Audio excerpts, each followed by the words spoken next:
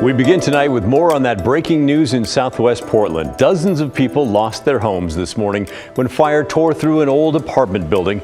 It started around 10 this morning. The building still smoldering right now. Our cameras were rolling as an explosion ripped through the building. Did you see that? A firefighter was hurt by flying glass but able to go back to work. Here's another look at it.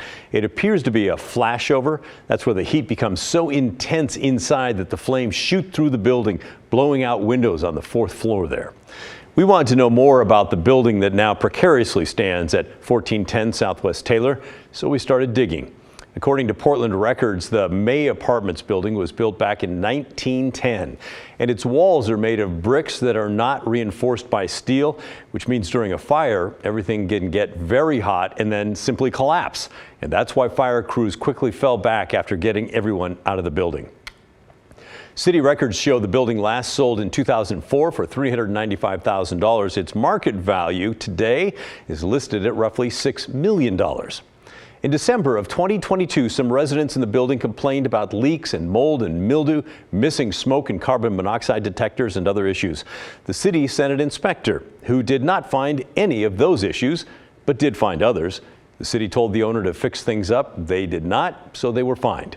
Then yesterday, I kid you not, yesterday, the city inspector went there and followed up, and most of those issues were fixed.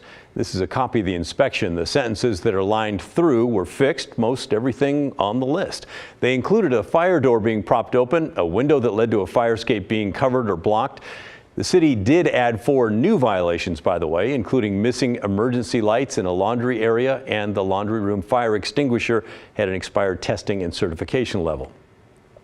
Now, it's going to likely take a while for experts to figure out what sparked the fire, but witnesses like Terry Blanchard first saw the flames coming from the 3rd floor. We're sitting on the backside in our van, and Right next to the building that's burning? Right behind the building, we were coming up, what's that road?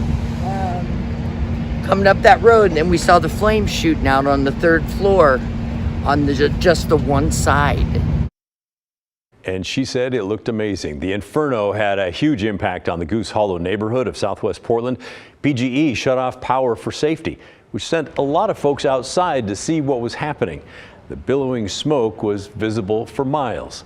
The other big impact, no streetlights. This is the intersection behind Lincoln High School. And of course, the biggest impact is on those who lived in that apartment building. I'm told that because of the age of the building, it had no sprinklers. There's still a question of whether the smoke alarms went off or not. One resident told us it was confusing trying to figure out what was going on. I was getting up and the fire alarm had not yet gone off, but there was some other alarm going off, but I didn't pay any attention to it because we've had a problem with the fire alarm going off and nothing happens. So then I heard a lot of commotion. I looked out the window, but I didn't think all of this was for us for some reason.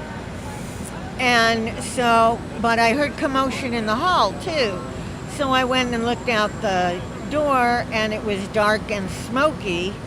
So I closed the door and I went to the fire escape.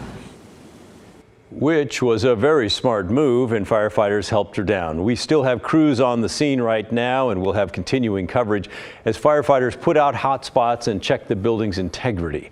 We'll have more coming up at 6.